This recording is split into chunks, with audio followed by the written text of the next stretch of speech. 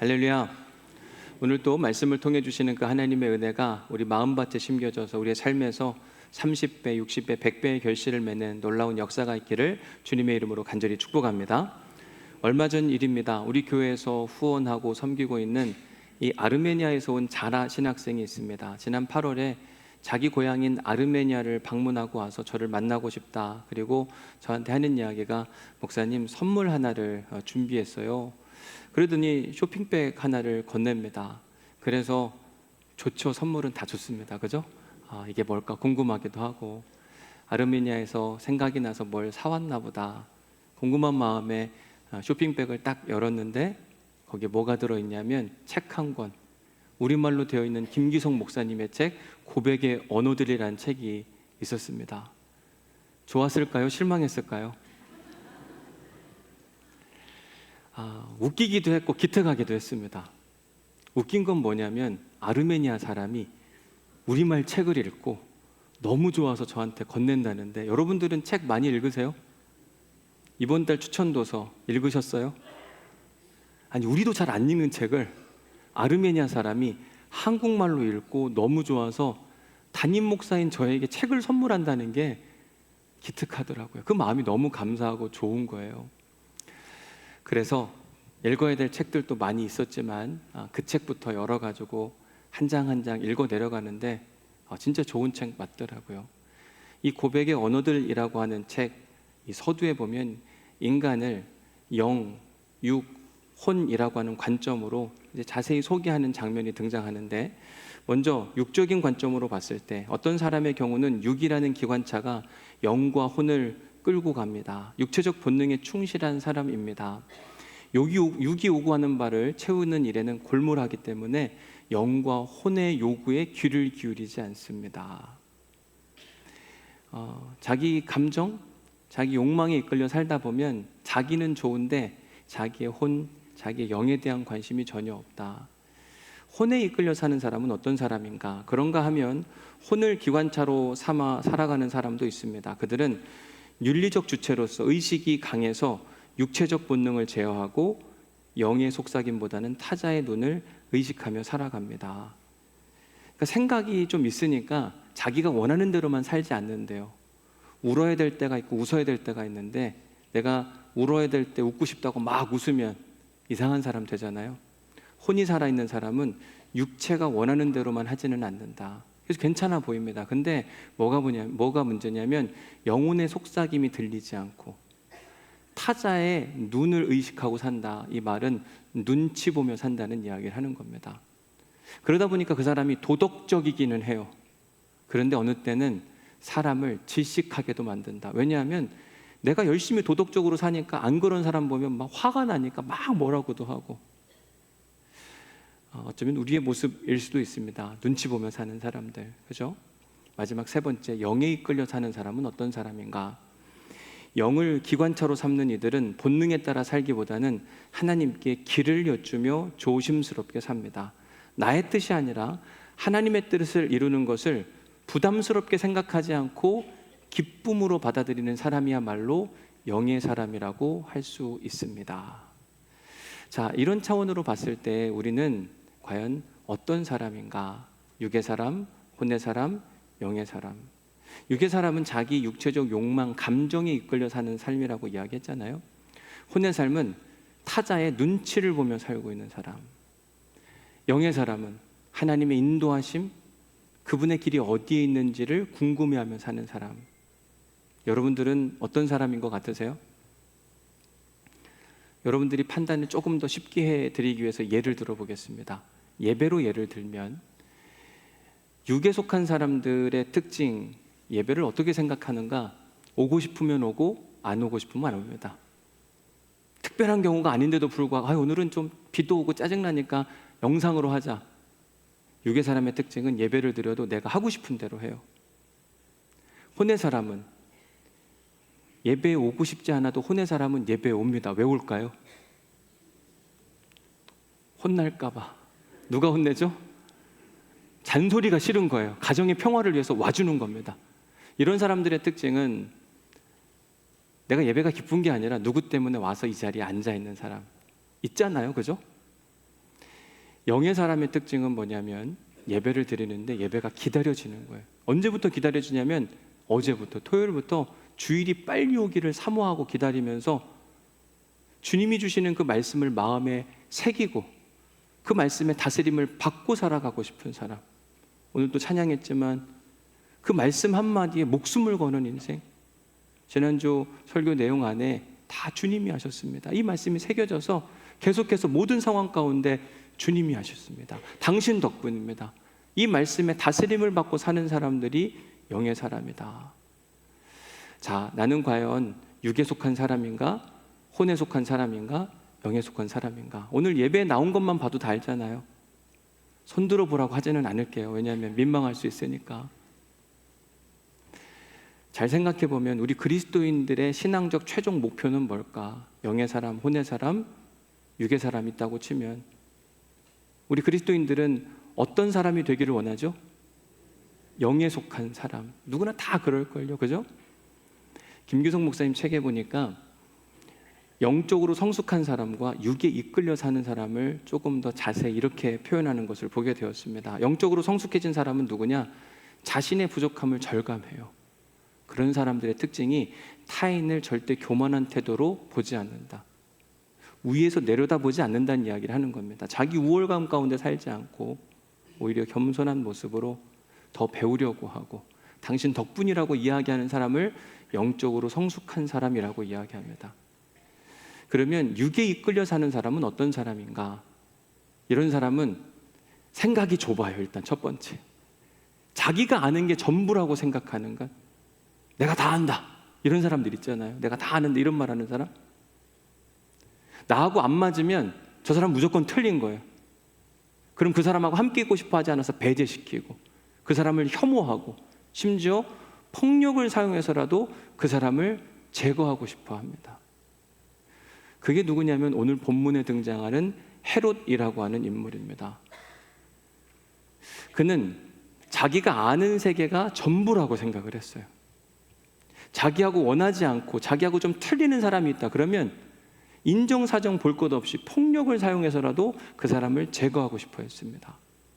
다음 주에 좀 자세히 살펴보겠지만 이 헤롯 시대에 세례 요한이라는 사람이 있었는데 헤롯이 세례 요한을 죽입니다. 왜 죽이나? 듣기 싫은 얘기를 했거든요. 자기하고 반대되는 생각을 갖고 있다고 생각하니까 과감히 그를 죽여버려요. 그래서 27절 말씀에 보면 이 왕이 누구냐면 헤롯 왕을 이야기합니다. 시위병을 하나 보내요. 요한의 머리만 가져오라고 그래요. 여러분 요한의 머리만 가져오려면 어떻게 해야 되죠? 몸 갖고 오면 큰일 나요. 어떻게 해야 돼요? 어려워요? 머리만 갖고 오려면 어떡하냐고요? 목을 베어버려야 되잖아요. 이게 누구였냐면 오늘 본문의 주인공인 헤롯이라고 하는 사람이에요. 오늘 설교 제목을 보면 뭐라고 되어 있죠? 헤롯, 그가 어떤 사람이에요? 오해적 인간, 오해하는 사람. 우리가 누군가로부터 오해를 받는다고 한다면 그 참 속상하고 억울하고 답답할 겁니다. 근데 오해 당하는 사람도 힘들고 어렵지만 사실 여러분 그거 아세요? 오해하는 사람도 결코 행복한 인생은 아니에요. 우리가 결혼해서 살다 보면 아내와 남편 서로 믿어주면 좋겠지만 의심스러울 때가 있잖아요. 그러면 핸드폰을 봐야 됩니다. 근데 비밀번호가 걸려있네요? 그때부터 뭐가 찾아와요? 의심병이 찾아옵니다. 이건 뭘까? 왜 안 보여주지? 왜 뭐 비밀번호 걸려있지? 의처증, 의부증. 이런 마음을 갖고 사는 사람은 행복할까? 오해받는 사람도 불행하지만 오해하는 사람도 역시 불행하다는 사실. 오늘 본문에 등장하는 헤롯이라고 하는 사람은 철저하게 오해적 인간이었습니다. 누군가를 향해서 잘못 판단하고 오해하고 잘못된 인생의 결론을 내리고 사는 사람. 오해하는 데는 거의 1등급 선수였어요. 아니 도대체 왜 헤롯은 이렇게 누군가를 오해하며 사는 걸까? 저는 그 이유를 찾아서 오늘 설교 준비하면서 여러 가지 자료를 보는데 무엇보다 헤롯의 과거의 삶을 되짚어 보니까 불쌍해 보이더라고요. 이런 인생을 살았구나. 이래서 오해하는 거구나. 참 안타까워 보였어요. 여러분, 오해하며 사는 인생은 안타까운 인생이더라고요. 그렇기 때문에 여러분들에게 이제 설교를 좀 더 한 걸음 나아가기 전에 꼭 부탁드리고 싶은 건 뭐냐면, 우리 오해하고 살지 맙시다. 오해는 나도 불행해지고 그도 불행해지는 거거든요. 왜 스스로 불행을 자처하냐. 그래서 이제 헤롯에 대한 이야기를 좀 더 깊게 하기 전에 옆 사람에게 오해해서 죄송합니다 한번 인사만 하고 시작을 할게요. 오해해서 미안합니다. 화해하세요. 화해. 송가대도 서로 오해했잖아요, 그렇죠? 저 사람 왜 저렇게 하는지 모르겠다, 그죠? 헤롯은 도대체 왜 오해하며 살게 된 것일까? 지난주에 여러분들과 말씀을 나누면서 예수님의 제자들이 예수님이 명령하신 대로 갈릴리 일대를 돌아다니면서 하나님 나라 복음을 선포했습니다. 그러자 놀라운 기적들이 일어났는데 귀신들이 쫓겨나가고 병자들이 치유되는 역사가 나타났어요. 그러자 그걸 지켜보던 사람들이 깜짝 놀라면서 당신들도 도대체 누구냐? 어디서 이런 능력을 갖고 왔느냐? 우리에게도 그 지혜를 같이 가르쳐달라. 이렇게 제자들을 한층 막 치켜 세워줬어요. 이때 제자들이 흥분하지 않았고 오히려 다 주님이 하셨다.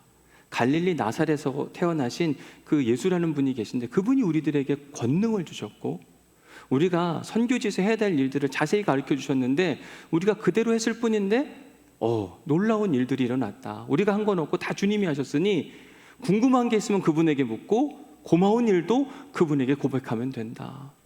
자, 이렇게 계속해서 예수님의 이름만 높여드렸더니 사역의 결과가 뭐였냐? 지난주 14절 전반부를 봤잖아요. 이에 누구의 이름만 드러났어요? 예수의 이름만 가득 드러난 모습을 우리가 말씀을 통해 보았습니다. 결국 이 일을 통해 예수님에 대한 소문은 삽시간에 갈릴리 전역에 퍼졌어요. 그 이야기가 누구의 귀까지 들어갔냐면 오늘 본문에 등장하는 헤롯 왕의 귀까지 들어가게 된 겁니다.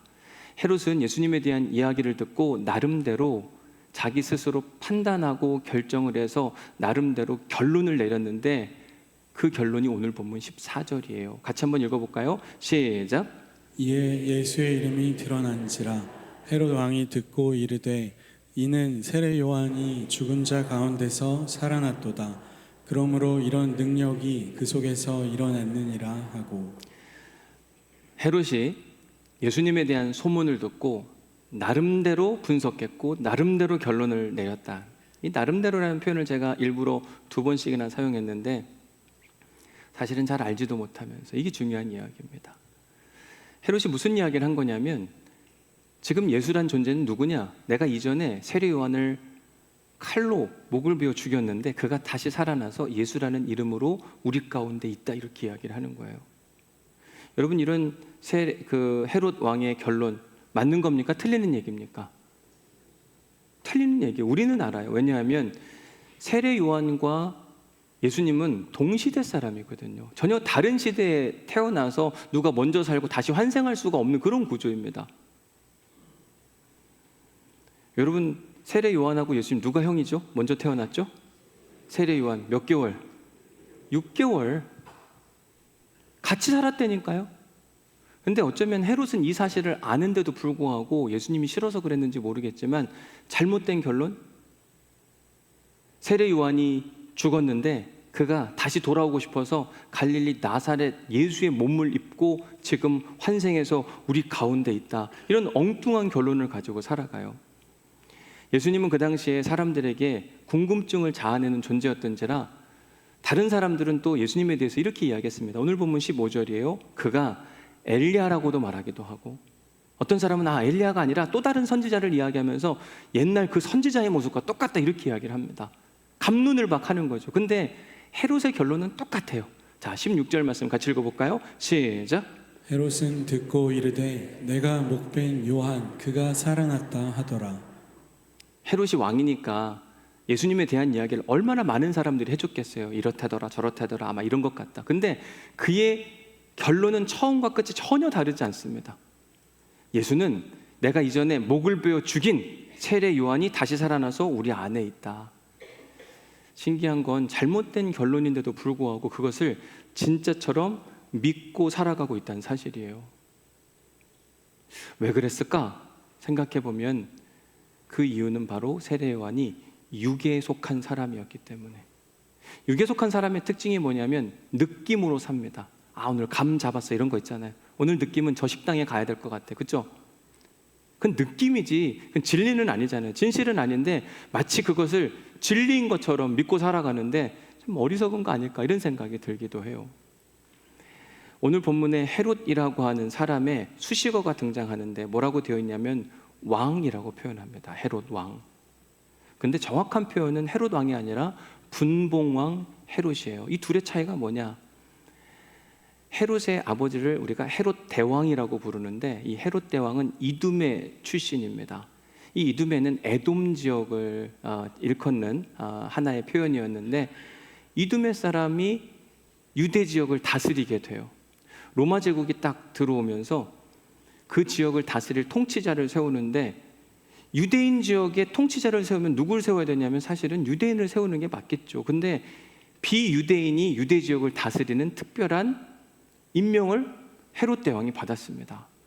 여러분 유대인들 기분이 좋았을까요? 안 좋았을까요?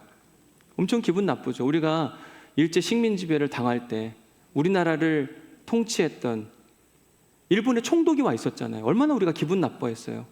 기분 나쁘다고 해서 우리가 아무것도 할 수가 없는 것이 힘이 없으니까. 그럼에도 불구하고 끊임없이 독립을 부르짖었던 누군가는 그 일본 총독을 암살하려고 애를 쓰잖아요. 똑같았어요.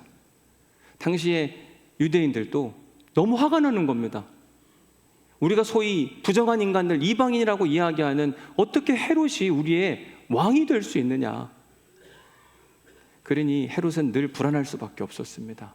언제든지 자기는 죽을 수 있다는 생각 가운데 염려와 걱정과 그러니까 작은 몸짓 하나에도 그는 막 화가 벌떡벌떡 나는 사람이었어요. 어느 날 저 멀리서 동방 박사들이 와서 별을 보고 왔다. 유대의 새로운 임금이 태어난다. 그가 어디서 태어났는지 아냐 물었는데 헤롯은 뭐 처음 듣는 이야기. 내가 왕인데 무슨 어디 새로운 왕이 태어난다는 거야. 화가 나니까 어떻게 했냐면 2살 아래 아이를 베들레헴에서 다 죽여버립니다. 진짜 끔찍한 사람이에요. 여러분 이 헤롯이 얼마나 나쁜 사람이냐면 이 정치적인 자리를 고수하기 위해서 헤롯이 자기 첩을 2명까지 포함한다면 총 10명의 아내가 있었는데 2번째 아내도 죽였어요. 왜 죽인지 아세요? 내 왕의 자리를 위협하는 것 같으니까. 여러분 아내도 죽인 사람은 또 누구도 죽일 수 있을까요? 자식들도 죽였어요. 진짜 무서운 사람. 폭군 정치 대가예요. 그래서 40년을 유대 땅의 리더로 살기는 했으나 영원히 사는 사람은 없어요. 죽었습니다. 근데 그가 죽을 때 로마 제국에 청원을 올리는데 이 나라를 셋으로 쪼개고 3명의 아들을 분봉왕으로 세워줘요. 그들의 이름이 헤롯 아켈리우스, 헤롯 안티파스 그리고 헤롯 빌립이라고 하는 사람입니다. 자기는 유대 전체 지역을 다 통괄하는 대왕, The Great King이라고 하는 호칭을 받았는데 자기 아들들에게는 뭐라고 이야기했냐면 분봉왕, 작은 지역을 다스리는 작은 리더라고 이야기했어요. 자기 칭호를 좀 대신 주면 되지 뭐 또 그걸 작은 리더라고 하나. 여러분 헤롯이 어떤 사람이냐면 자기 아들들이 자기처럼 존경받는 걸 매우 불편하게 생각했어요. 좋은 아버지입니까? 이상한 아버지입니까? 여러분들도 자녀가 잘 되는 게 별로입니까?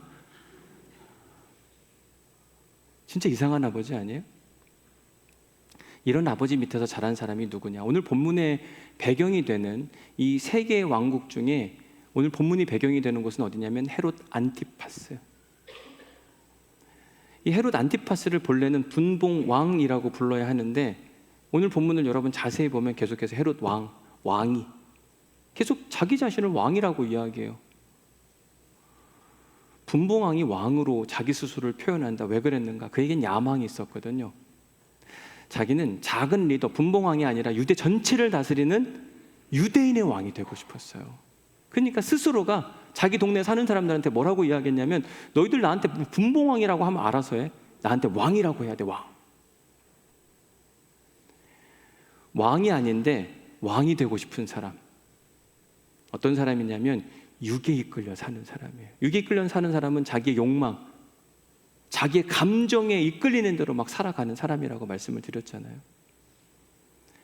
이렇게 왕이 되고 싶어서 안달복달했던 이 헤롯에게 어느 날 예수님에 대한 소문이 들리는데 불편한 거예요. 뭐가 불편하냐면 자기는 왕이 아닌데 왕의 행세를 하고 살잖아요.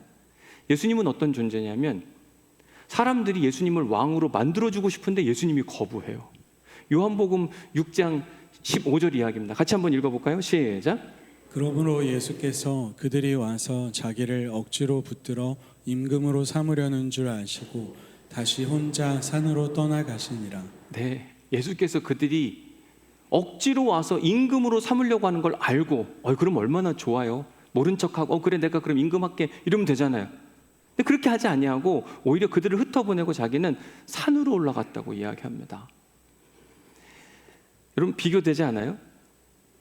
한 사람은 왕이 아닌데 왕의 행세를 하고 있고 어떤 사람은 모두가 다 왕이 되었으면 좋겠는데 사양하고 자기 갈 길을 갑니다.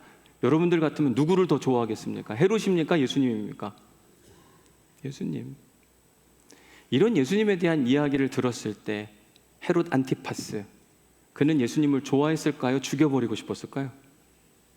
죽여버리고 싶었어요. 누가복음 13장 31절 말씀해 보니까 곧 그때 어떤 바리새인들이 나와서 예수님께 여길 떠나라고 이야기합니다. 왜냐하면 헤롯 안티파스가 당신을 죽이려고 하기 때문에 당신은 지금 떠나야만 합니다. 이렇게 이야기를 하는 거죠. 설교 서두에 말씀드린 것처럼 오해받으며 사는 사람도 불행하지만 누군가를 오해하며 사는 사람, 오해적 인간, 그 역시 유쾌한 인생을 사는 사람은 분명 아닐 것이라. 오해하며 사는 사람들의 특징은 자기 욕망에 이끌려 산다니까요. 내가 원하는 바를 계속 해야 되고 그게 되지 않으면 자기 앞에 걸림돌이 있다고 생각해서 그런 사람들은 과감하게 내치고 폭력적으로 그 사람을 제거하려고 애를 쓰는 그런 인생 행복할까? 근데 오늘 본문에 등장하는 헤롯이 꼭 그와 같은 사람. 자기가 자기의 왕의 자리를 막 누리고 싶은데 걸림돌이 됐던 세례 요한을 죽였거든요. 근데 새로운 인물이 나타나가지고 막 사람들의 응원과 칭찬을 받으니까 이게 화가 나는 거예요. 그래서 예수님과 세례 요한을 동일시하고 그러니까 저자는 죽어 마땅한 인생이라 이야기하면서 예수님을 죽이려 한 겁니다. 이렇게 산 헤롯, 그가 과연 행복했을까? 진짜 불행했을 것 같아요. 여러분, 남을 죽이려고 애를 쓰는 사람 결코 행복하지 않잖아요. 근데 이 비슷한 인생을 산 사람이 구약 성경에도 있는데 그게 누구냐면 이스라엘의 초대 왕이었던 사울이라고 하는 사람이 있잖아요. 그에게는 열등감이라고 하는 질병이 있었어요. 그래서 사무엘상 18장 7절에서 전쟁에 나가서 돌아왔을 때 사람들이 막 노래를 부르는데 뭐라고 이야기하냐면 사울은 천천히요 다윗은 만만히로다. 사울에겐 되게 듣기 싫은 이야기죠. 자기가 왕인데 자기는 1000명을 죽일 수 있는 능력자고 다윗은 몇 명? 10,000명, 10배나 강한 사람이라고 이야기합니다. 사실 이 노래를 부른 저들도 주책입니다. 굳이 저런 이야기를 꼭 뭐하러 합니까? 그죠? 기분 나쁘라고 하는 건지. 근데 사울이 저 이야기를 들었을 때 생각해 보십시오. 왕인데 내 부하가 더 사람들한테 칭찬받아요. 그러면 왕이 해야 할 일은 뭐죠?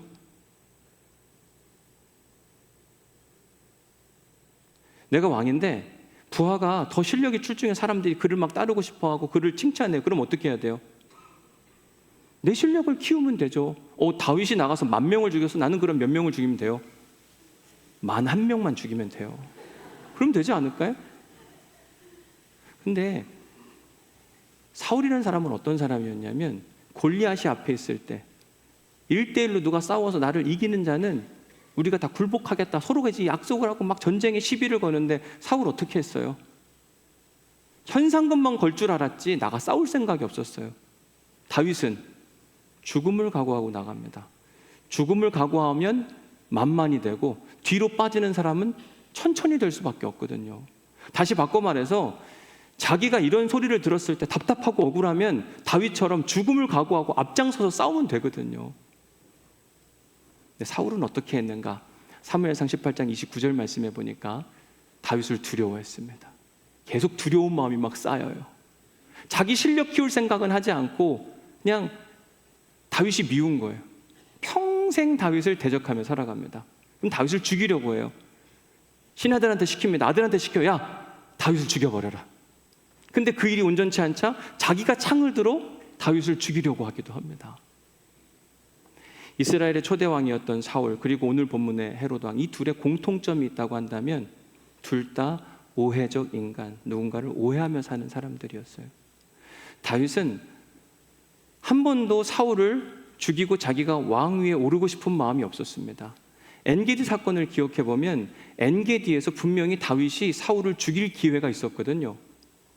그런데 그의 부하들이 지금 왕이시여, 지금 이때가 당신이 저자를 죽이고 왕위에 오를 수 있는 기회입니다 라고 이야기하는데 다윗이 아주 유명한 이야기를 해요. 하나님이 기름 부어 세운 종을 어찌 내가 칼을 댈 수가 있겠느냐, 나는 못하겠노라.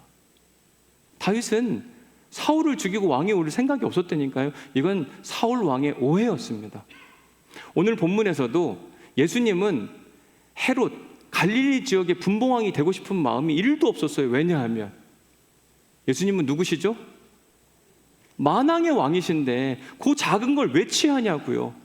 예수님은 1도 없었는데 헤롯 나름대로 스스로 시나리오를 쓰는 거예요. 사람들이 예수님을 많이 좋아하고 임금으로 세우려고 하는데 그냥 산으로 가네? 사람들이 더 좋아하면 내 자리를 빼앗길 것 같은데, 여러분 일어난 일입니까? 상상입니까? 상상이에요. 이게 오해하는 사람들의 특징이더라고요. 그래서 제가 오해하는 사람들의 특징을 오늘 본문 중심으로 크게 4가지로 이제 정리해 드리려고 합니다.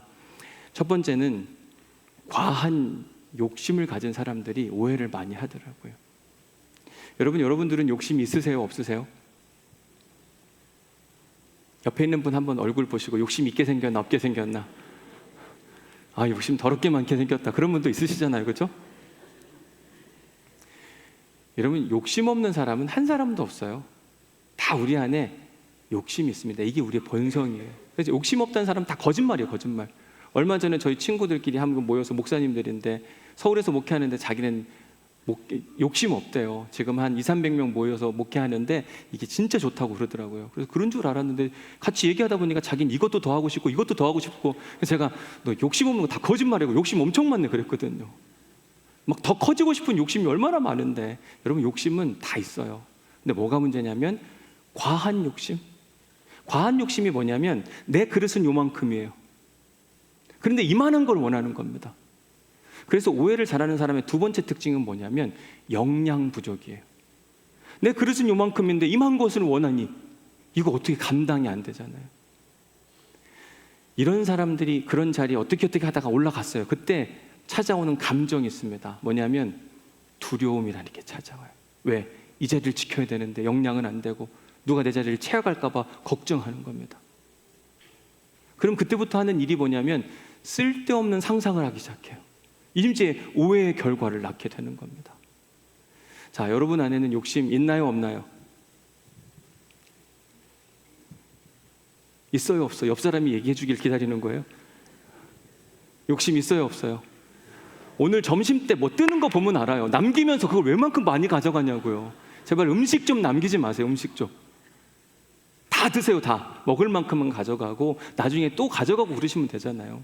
우리 안에는 욕심이 있어요. 근데 욕심이 있는데 자질이 안 되면 그때부터 우리가 해야 할 일이 뭐죠? 사울왕 이야기했잖아요. 제가 담임 목회를 하는데 실력이 안 돼요. 유 목사님 훨씬 더 잘해요. 그럼 제가 할 일은 뭐예요? 저 인간을 제거해 버리는 겁니다. 그죠? 실력을 키우면 되죠. 그런 거 아닐까요? 근데 어느 때는 실력을 키우려고 하는데도 안 될 때가 있어요. 그렇죠? 그럴 땐 뭘 해야 되죠? 그땐 제거해 버려야 돼요? 신박한 아이디어군요. 근데 제거해도 계속 뭐가 나타난다는 걸 꼭 기억하셔야 돼요.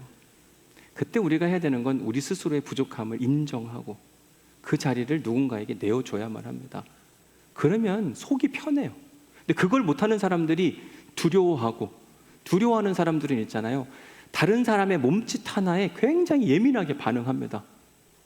저 사람은 이런 의도를 갖지도 않았는데 스스로 상상해가지고 시나리오를 써갖고 아마 저런 거 아닐까? 아마 이것도 있을 거야. 이 사람 불행할까요? 행복할까요? 진짜 불행할 거예요. 그러니 여러분, 오해하지 않으시기를 간절히 부탁을 드립니다. 오해하며 사는 것은 나도 행복하고 상대방도 나도 불행하고 상대방도 불행해지는 엄청난 실수거든요. 오늘 우리를 사랑해서 하나님이 우리에게 행복해지는 비결을 가르쳐 주시는데, 첫 번째, 너의 욕심이 과하지 않은가 생각해보라. 욕심은 다 있습니다. 없는 사람이 누가 있어요. 근데 내가 아내를 막 내 안에 두려고 하는 그 욕심, 이것도 과하잖아요. 내가 할 수 없는 그 자리, 그걸 올라가려고 애를 쓰려면 이게 만만치가 않잖아요. 다 불행한 일이거든요. 주신 것에 감사하고, 하나님 필요하면 더 좋은 자리를 갖다 놔주시는데 우리는 막 더 높이, 더 멀리, 가정은 깨지고 관계도 다 깨지는데 어디로 가는지 몰라요. 그러다 죽어요. 그러다 죽어. 왜 그렇게 살려고 하냐? 너무 욕심 부리지 말고, 내 실력이 부족하면 좀 키우려고 해야 되는데 욕심만 더 커지는 것 같아요. 그래도 안 되면 좀 멈춰서서 기다리면 되는데, 그리고 누군가의 그 자리를 내어주면 내 마음도 편할 텐데, 우리는 그걸 끝까지 붙으려고 하다 보니까 누군가를 오해하고 또 오해하면서 내 삶의 안에 있는 모든 것들은 다 뭉그러지는데, 그게 누구였냐면 헤롯이었고, 그게 어쩌면 우리들의 모습이기도 한 겁니다. 이제 말씀을 마치면서 다시 한번 권면해 드리기는, 오해하며 살지 맙시다. 오해는 나도 불행해지고 상대방도 불행해지는 거예요. 그래서 한 번 더 옆에 있는 분에게 오해해서 미안합니다 한 번만 더 인사할게요. 당신 핸드폰 보지 않겠습니다 이야기하시고. 누군가를 오해하며 산다는 건 사단의 앞잡이 노릇을 하는 거거든요. 사단은 나도 불행하고 남도 불행하게 하는 치명적인 일이거든요. 궁금하면 어떻게 하면 되죠? 물어보면 돼요. 헤롯이 예수님이 누군지 제대로 알려면 누구한테 물어보면 돼요? 예수님한테 물어보면 되죠. 요한복음 3장에 보면 어떤 사람이 예수님이 너무 궁금한 나머지 한밤중에, 이 니고데모라는 사람도 그 당시 오늘날로 말하면 우리나라 국회의원 정도 되는, 근데 체면상 밝은 대낮엔 갈 수가 없는 거예요. 그래서 예수님께 언제 가냐면 한밤중에 몰래 찾아가서, 너무 궁금하니까 혼자 상상하지 않고 예수님께 찾아가서, 예수님 당신이 누굽니까? 당신이 하는 모든 말과 행동을 보면 하나님이 보내신 사람 같은데 당신이 누군지 저에게 말씀하여 주옵소서. 그러자 예수님이 자기가 누구인지를 하나둘씩 꺼내주기 시작하고, 이 니고데모는 예수님을 온전히 아는 은혜와 능력, 그리고 나서 요한복음 처음부터 끝까지 가서 보면 예수님의 사역을 적극적으로 응원하고 도왔던 사람이 바로 니고데모. 왜냐하면 궁금한 게 있을 때 물어봤거든요. 궁금한 게 있을 때 상상하지 마시고 물어보시면 됩니다. 자꾸 우리는 안 물어보고 내 안에 스스로 나를 가두고 자기가 생각하는 싶은 대로 계속 가는 거예요. 오해라고 하는 한자를 보면 그릇할 오자에 풀어 설명할 해, 잘못 풀어 설명하여 결론을 내리다, 이런 뜻이잖아요. 오해는 결코 좋은 뜻이 아니에요. 오해는 우리가 마음에 품고 사는 것이 아니라 그건 과감히 버려야 되는데, 버릴 수 있는 유일한 방법은 궁금증이 해소될 때 가능한데, 궁금증이 해소되려면 찾아가서 물으면 되지. 자꾸 우리는 쓸데없는 상상력으로 우리 스스로를 죽여가요. 우리 스스로를 불행하도록 만들고 일어나지 않은 일들을 막 내 가슴에 품고 삽니다. 세상 이렇게 어리석은 사람이 어디 있어요. 목회를 하다 보니까 오해받는 일이 종종 있습니다. 가끔 있는 게 아니더라고요. 어느 때는 여러분들에게 오해를 받기도 하고, 어느 때는 우리 목회자들 팀들에게 오해를 받기도 하고, 어느 때는 교회 밖에 있는 사람들도 막 오해하는 경우가 있거든요. 진짜 놀라운 일은 뭐냐면 오해하는데 찾아와서 묻는 사람은 거의 없습니다. 와서 물으면 설명해 줄 텐데 나름대로 상상해요. 이런 거 아닐까? 다행히 오늘 제가 설교하는데 마음이 불편하지 않은 건, 제가 오늘 무슨 특별한 이슈가 있어서 이런 얘기를 하는 게 아니잖아요. 아마 제가 무슨 의혹을 사거나 그랬으면 오늘 이 설교가 굉장히 부담스럽고 안 했을 겁니다. 근데 지금은 뭐 그런 의혹도 없고, 뭐 있나요 혹시? 여러분들 보니까 뭐 있는데 얘기한다 이런 것 같은데, 혹시 궁금한 게 있으면 와서 물으세요. 그러면 되죠. 근데 더 힘든 사람이 있어요. 뭐냐면 진짜 찾아와서 묻는 사람. 근데 저는 괜찮거든요. 와서 물는데 힘든 사람 뭐냐면 얘기해줘도 안 믿는 사람이 있어요. 아, 목사님 그거 아닌 것 같다고. 아, 그러면 왜 물으러 오냐고요. 여러분들도 그렇잖아요. 의혹을 샀는데 내가 해명을 해줬는데 그거 아닌 것 같다면 그때부터는 어떻게 해요? 답답해 죽을 노릇입니다. 교회에 그 교회에 그런 분들 없을 것 같죠? 제가 몇 주 전에 여러분들과 말씀을 나누면서 말에 힘을 가져라. 왼쪽에 있냐 오른쪽에 있냐. 이쪽에 있는 게 내 손에 장을 지지고 내 목숨을 걸고 이쪽에 있다고 이야기하는데도 이쪽 편에 손을 드는 분이 계셨다니까요. 이게 무슨 조화예요. 제발 사람 말을 좀 믿어주세요. 누가 말을 하면 그냥 믿으세요. 그로 인해 내가 손해를 볼 수 있기는 하죠. 그런데 믿을 때 사람이 바꿔지더라고요. 의심하고 의심하면 한도 끝도 없어요. 그리고 잘못된 결론으로 엉뚱한 길로 걸어갈 때가 많습니다. 믿어주는 게 훨씬 더 편합니다. 어떤 분이 저에게 그런 이야기를 해요. 목사님 참 힘들겠다고. 왜요? 그래서 사람들도 많고 여러 가지 의견들도 많고 진짜 많습니다. 저희 장로님들하고 1박 2일 동안 내년도 목회 세미나 하러 갔다 왔는데 우리가 8시부터 12시까지 했다니까요. 회의를 왜 이렇게 길게 했을까요? 하고 싶은 일이 이야기가 너무 많은 겁니다. 거기서 끝난 줄 알았는데 그 다음날 아침에 또 했어요. 하고 싶은 이야기는 다 많아요. 생각이 다 다르고. 근데 속이 상하지 않는 건 뭔지 아세요? 다 교회를 사랑하시는 분이구나. 그리고 제가 보니까 누군가를 오해하고 미워해서 사람이 바뀌는 게 아니라 그러면 누구만 손해냐면 저만 손해더라고요. 그럼 그때부터는 저분은 왜 저기 앉았을까? 왜 저분은 저 말을 할까? 이때부터는 제가 견디질 못하는, 저는 그래서 웬만한 건 다 잊어버립니다. 오늘 또 예배를 끝나고 났더니 카페에서 어느 분이 목사님 저 오해하신 거 없죠? 저 미워하지 마세요 그러더라고요.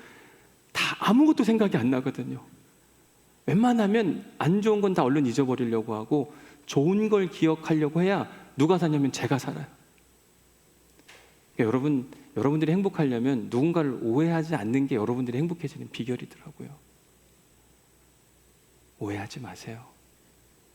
여러분 인생도 짧은데 뭐 그렇게 오해하고 화가 나고 두려워하고 사세요. 자유롭게 사셔야죠. 짧은 인생 오해하며 살면서 불행해지지 마시고 더 많이 사랑하시면 그거로 충분합니다. 그러면 신기하게 하나님이 그 사건을 다 풀어내세요. 그 이야기가 누구냐면 예수님이에요. 예수님 얼마나 오해받았어요? 오해받아서 어디까지 가셨어요? 십자가까지 가셨고 피 흘리기 죽기까지 하셨는데 결국은 하나님이 오해를 풀어내시잖아요. 어떻게? 부활이라고 하는 사건을 통해서. 혹여나 지금 오해받고 계신 분들이 계시면 너무 속상해하지 마시고 풀어지겠지. 내가 진실한데 뭘 걱정하세요? 하나님이 푸실 텐데. 속상해하지 마세요. 저는 옛날에 잠 못 잤거든요. 왜냐하면 들리는 소리가 너무 많아. 지금은 너무 잘 잡니다. 얼마나 감사한지 몰라요. 그러든지 말든지. 그죠? 내가 가야 할 길을 걸어가면 되는 건데 이 사람은 이 이야기하고 저 사람은 저 얘기하는데 둘이 상충되는데 보니까 다 내 얘기 좀 들어주세요. 이 얘기더라고요. 그러고 나니까 미워할 것도 없고 오해할 것도 없고 속상할 것도 없고 물론 잠깐 속상한 일은 있지만 오래 가지 않습니다. 그래서 행복해요. 여러분들도 행복해졌으면 좋겠어요. 그 방법은 오해하지 않는 겁니다. 오해를 풀면 너무 쉬워요. 지금도 오해 풀려고 기다리는 분이 계시거든요. 아까도 어떤 분이 제가 오늘 설교를 들으니까 목사님한테 해야 될 얘기가 있다고 그러더라고요. 오해하고 계신 분들이 계시면 다 와서 이야기하세요. 다 들어드릴게요. 제가 보니까 있잖아요. 어제도 어떤 분이 막 화가 나서 오셨어요. 그래서 얘기해 보시라 그랬더니 막 얘기를 꺼내시더라고요. 다 얘기 끝나고 나서 그랬군요. 안에 있는 걸 꺼내고 나니까 별것도 아닌 거예요. 사실 생각해 보면. 근데 안에 품고 살고 안에 갖고 살면 그게 병이 되는 거더라고요. 그냥 잘 꺼내세요. 그리고 그걸 받아줄 만한 사람에게, 아무에게나 가서 하면 안 됩니다. 받아줄 만한 사람에게 가서 자기 얘기를 꺼내면 어느 순간 금방 해소되고 평화가 찾아와요. 저는 그래서 오늘 우리가 함께 부를 찬양이 찬송가 412장 내 영혼의 그 깊은 데서, 이 후렴부가 어떻게 되죠? 평화 평화로다 제발 좀 평화로웠으면 좋겠어요. 여러분 지금 다 오해하고 있는 거 있잖아요. 다 부질없는 짓이니까 그거 다 여기 놓고 가세요. 평화만 갖고 가시길 간절히 축복합니다. 은혜 받은 말씀 적어보십시오.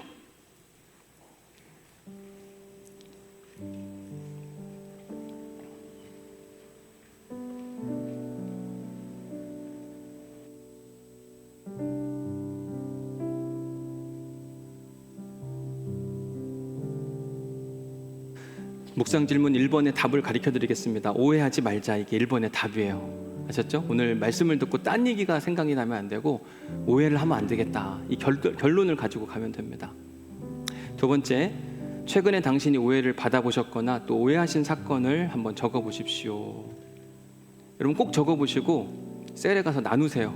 셀원들은 잘 들어주시면 됩니다. 뭐 그건 당신이 잘못했는데 이러면 이제 셀 깨지는 겁니다. 그냥 억울한 사람 한번 들어주면 되죠. 그죠? 그러면 그 사람 해소되면 별것도 아닌 것처럼 넘어가는데 우리는 T적 성향이 있는지라 옳고 그러면 꼭 가르쳐줘야 되잖아요. 그러지 마시고 들어주죠. 그래서 꼭 적어보셔요. 그리고 셀 모임 가서 셀 안 하시는 분들은 제발 셀을 하셔야 돼요. 그래야 여러분 안에 있는 응어리가 풀어지거든요. 근데 예배만 드리고 하는 사람들은 고개만 끄덕이고 마는데 셀 나눔에 가면 이런 이야기 나누거든요. 가서 꼭 셀에 가서 여러분들의 억울함을 하소연하시고, 셀원들은 어떻게 하면 돼요? 들어주면 되고 그랬구나 이 한마디 하면 됩니다. 연습해 볼래요? 그러셨군요. 이 한마디만 하면 돼요. 집에서 누가 아내가 남편 이야기하면 그랬구나 이 한마디만 하면 돼요. 같이 화낼 필요도 없어요. 그랬구나. 세 번째, 오해하는 사람들의 특징. 첫 번째 뭐라 그랬죠? 과한 욕심. 욕심 없다는 말은 거짓말이라고 했죠? 그죠? 다 욕심이 있어요. 욕심이 과한 것 아닌가 한번 오늘 점검해 보시고, 내가 지금 하고 있는 그 일이 욕심은 아닌가 잘 생각해 보셔야 되고, 두 번째 뭐였죠? 역량 부족. 과한 욕심을 부리는 사람의 특징이 그렇습니다. 그만한 능력이 안 되는데 이만큼을 생각하는 거예요. 세 번째, 뭐가 찾아와요? 두려움이 찾아옵니다. 왜냐하면 역량은 안 되는데 그 자리를 지키려니까 얼마나 힘들어요. 전전긍긍하고 그냥 차라리 나 역량이 부족합니다 라고 말하면 좋을 텐데 그놈의 자존심 이런 거 있잖아요. 그거 못 부려가지고. 그죠? 마지막 네 번째, 뭘 그만해야 되냐면 쓸데없는 상상력.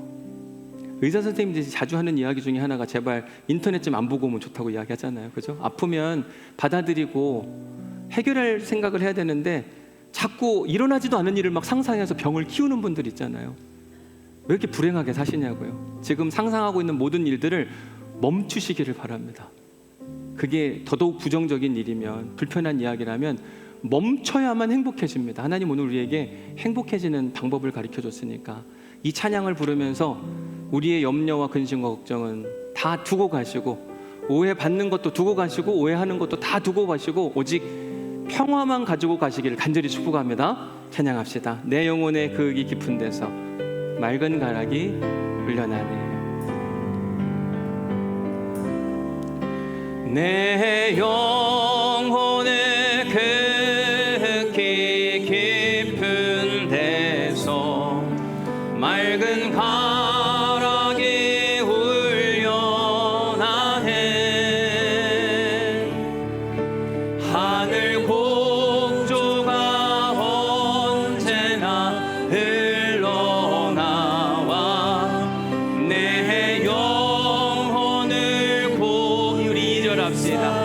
내 마음속에 솟아난 이 평화는, 내 마음속에 솟아난 이 평화는 깊이 묻힌 보배로다. 나의 보화를 캐내어 가져갈 자 그 아무도 없음. 우리 3절 할까요? 내 영혼의 평화가, 내 영혼의 평화가 넘쳐나는 주의 큰 복을 받음이라. 내가 주야로 주님과 함께 있어 내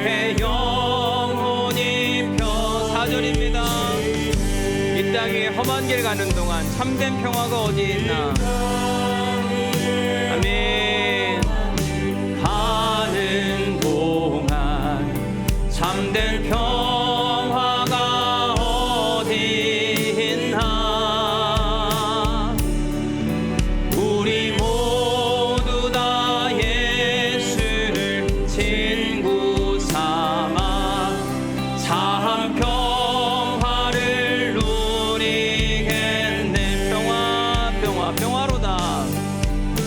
평화, 평화보다 하늘 위에서 내려오네. 그 사랑의 물결이 영원토록 내 영혼이 덮으소서. 이제 마침 추석이 다가오니까 또 억울한 분들이 많이 계시지 않을까 이런 생각이 듭니다.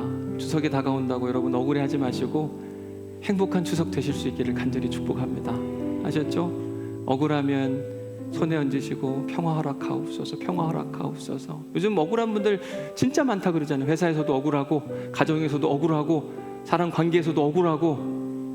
그러지 마세요. 평화를 갖고 가세요. 우리 다 함께 자리에서 일어나셔서 우리의 억울함이 다 내려가고 오직 주님의 평화만 있기를 소망하는 마음으로 평화, 평화, 평화로다 찬양합시다. 평화, 평화로다 하늘 위에서 내려오네. 아멘. 주님, 우리의 답답함과 억울함을 다 씻어주옵소서. 오해와 의심이 다 사라지게 하여 주옵소서. 하나님 이끌어 주옵소서. 아멘. 평화, 평화, 하늘의 평화가 우리에게 내려올지어다. 아멘. 평화, 평화로다 하늘 위에서 내려오네. 그 사랑의 물결이 영원토록 내 영혼을 덮으소서. 우리 다 가슴에 안고 가슴에 손을 얹고 기도하겠습니다. 하나님, 우리 중에 억울한 사람들이 너무 많습니다. 지금도 의심하고 오해하는 사람들이 참 많습니다. 오늘 주신 말씀처럼 오해적 인간, 그런 인간이 되지 않기를 간절히 원합니다. 우리 억울함과 답답함과 의심과 오해의 병을 다 이 시간 놓고 가게 하여 주옵소서. 그리고 예배당 문 밖을 나아갈 때에는 주님이 주시는 평안, 그분이 하시겠지, 다 드러날 텐데 이 마음을 가지고 나아갈 수 있도록 축복하여 주옵소서. 웃음이 가득한 사람들이 되게 하여 주옵시고 이제 화 좀 그만 내게 하옵소서. 억울해서 그렇습니다. 하나님, 우리 억울한 성도들 기억하여 주옵시고 이번 주 중에 그 억울함이 눈 녹듯 사라지게 하옵소서. 오해와 의심의 모든 질병도 다 깨끗이 사라지게 하여 주옵시고 궁금하면 가서 묻게 하여 주옵시고 온전히 해결케 하신 하나님의 역사 경험할 수 있도록 축복하여 주옵소서. 이제는 우리 주 예수 그리스도의 은혜와 아버지 하나님의 극진하신 사랑과 성령님의 감동 감화 역사 교통으로 충만하심이 가슴에 손을 얹고 내 억울함과 답답함과 오해함과 의심함이 다 사라지기를 소망하는 우리 사랑하는 성도들에게 그 하늘의 은혜와 평강이 영원히 함께 하시기를 간절히 축원하옵나이다. 아멘.